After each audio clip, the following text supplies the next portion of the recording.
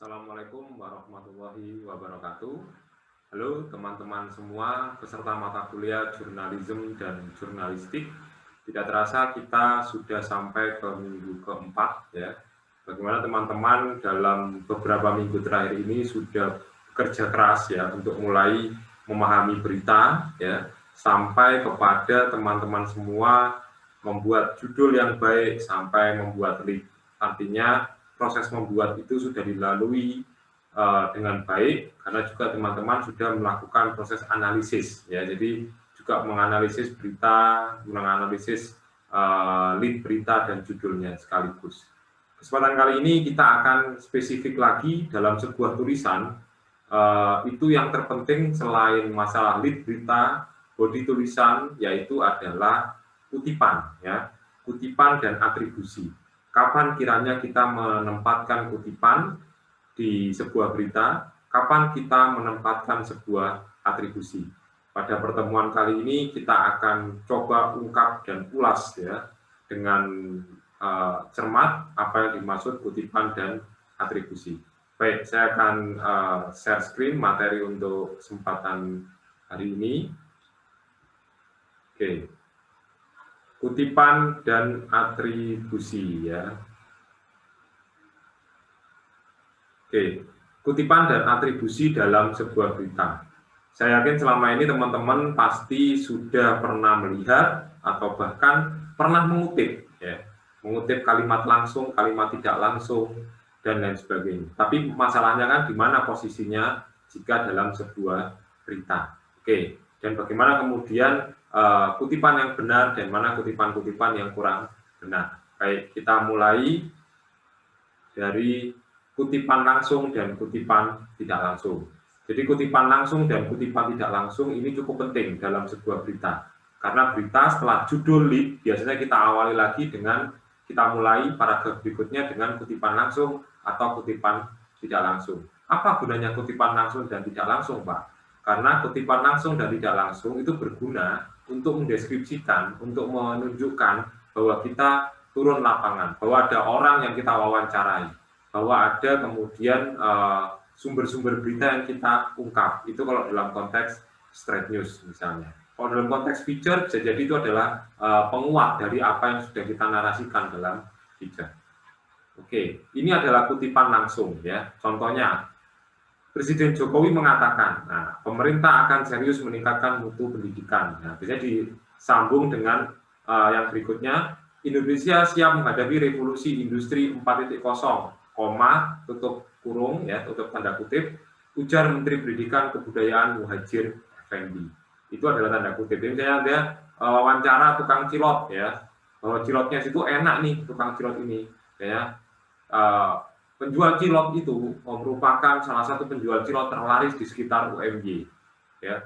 Terus ada koma, tanda kutip, kami jualan cilok dengan kualitas terbaik dan menggunakan tepung yang terbaik juga. Ya, koma, tanda kutip, ujar Parto, penjual cilok di lingkungan UMY. Nah, itu juga bisa. Nah, ini momen ada kesalahan, jadi yang jelas bukan kutipan tidak langsung ya, jadi ini di slide ini adalah kutipan langsung itu selalu diawali dan diakhiri dengan tanda kutip. Sekali lagi, tolong garis bawahi yang ada di rumah, yang sedang menyaksikan video saya, tolong kata kunci dari kutipan langsung adalah bahwa kutipan langsung selalu diawali dan diakhiri dengan tanda kutip. Jadi jika ada soal, ini sebuah berita, tolong cari kutipan atau kalimat langsung, berarti Anda langsung cari aja mana kutipan atau kalimat langsung yang ada tanda kutipnya. Itu berarti kalau kutipan atau kalimat langsung. Oke ya, mudah-mudahan untuk kutipan langsung Anda sudah paham. Sekarang kita masuk ke kutipan tidak langsung. Presiden Jokowi menyatakan pemerintah akan serius meningkatkan mutu pendidikan. Tidak ada kutipan langsungnya, tidak ada kutipannya. Berarti itu adalah kutipan tidak langsung. Ini kan kalimat yang menyambung kalimat sebelumnya. Kemudian Menteri Pendidikan dan Kebudayaan Muhadjir Effendi menyebutkan bahwa Indonesia siap menghadapi revolusi industri 4.0. Itu artinya kan kalimat tidak langsung, tidak ada tanda kutip. Itu salah satu simple, salah satu smart solution-nya kalau Anda ingin tahu menganalisis mana yang kalimat langsung, mana yang kutipan langsung, mana yang kutipan tidak langsung. Nanti dalam berita juga Anda praktekkan, Anda harus bisa melakukan variasi ya dalam berita yang nanti Anda akan buat di uji kompetensi yang pertama beberapa minggu ke depan. Anda harus bisa memvariasikan mana yang kutipan langsung dan mana yang tidak langsung. Dalam sebuah berita nanti harus mengandung kutipan langsung atau kutipan tidak langsung. Kalau tanpa ada kutipan langsung dan tidak langsung, maka sebuah berita bisa dikatakan ini berita hoax ini. Kenapa? Nggak ada narasumbernya nih, nggak ada sumber informasinya, tidak ada yang menunjukkan bahwa seorang jurnalis itu turun ke lapangan atau melakukan proses wawancara. Oke, berikutnya ini atribusi ya. Jadi apa Pak atribusi? Nah ini mulai pertanyaannya. Jadi atribusi itu memberi penjelasan tentang siapa narasumber dari suatu informasi. Jelas kepala sekolah SD Muhammadiyah Sapen misalnya. Jelas Presiden Republik Indonesia. Nah itu ya. Tidak semua informasi itu harus memiliki atribusi ya. Bisa tadi jelas Paryono misalnya.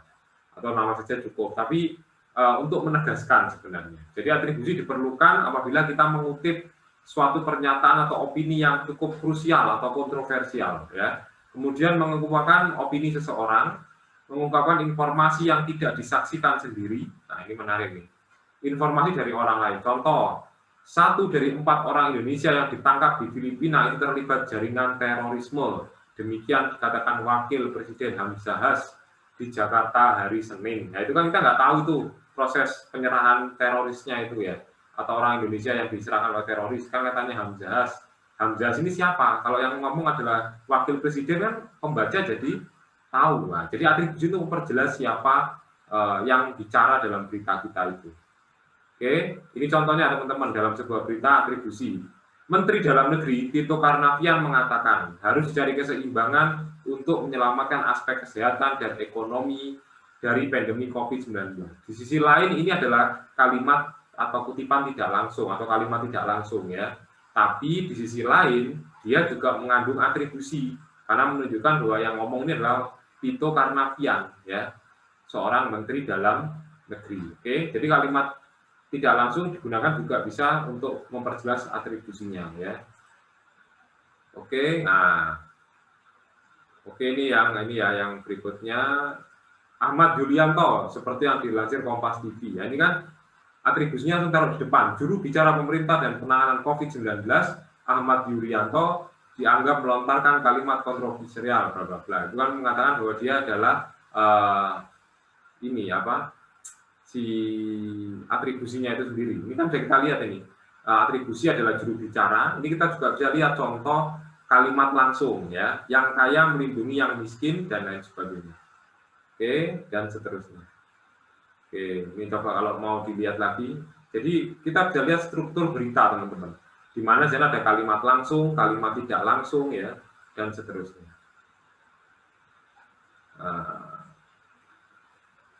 Jadi memang seperti itu.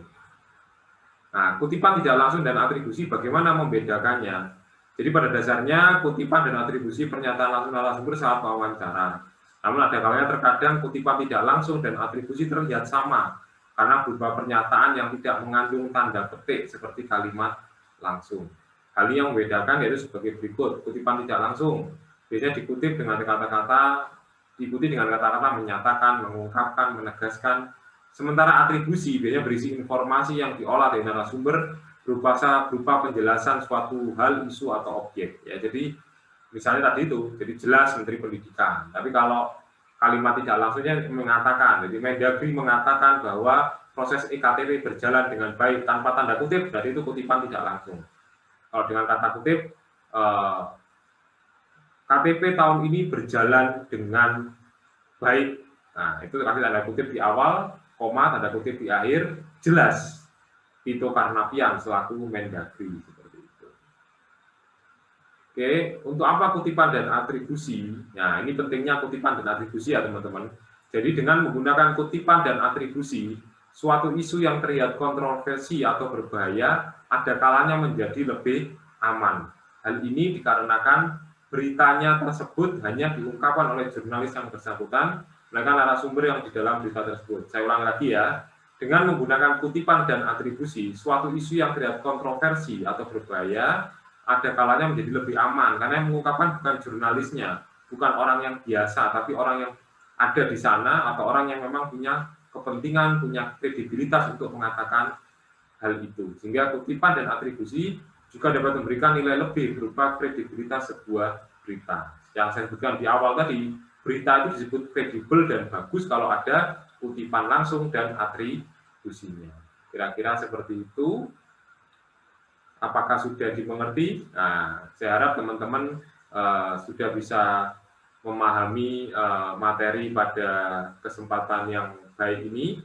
Jika ada pertanyaan, ada hal-hal yang mau ditanyakan dalam konteks atribusi dan kutipan langsung, bisa langsung komen di kolom komentar di akun YouTube saya ini, ya, supaya nanti kita bisa langsung interaktif dan bisa langsung saya jawab ketika atau setelah teman-teman menonton video tentang kutipan dan atribusi ini.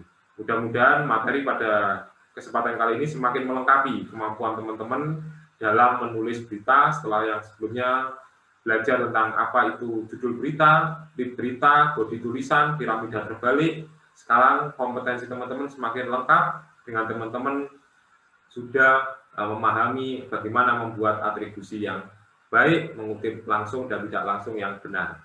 Saya pikir itu untuk materi kutipan dan atribusi pada kesempatan kali ini, semoga bermanfaat. Saya akhiri. Wassalamualaikum warahmatullahi wabarakatuh.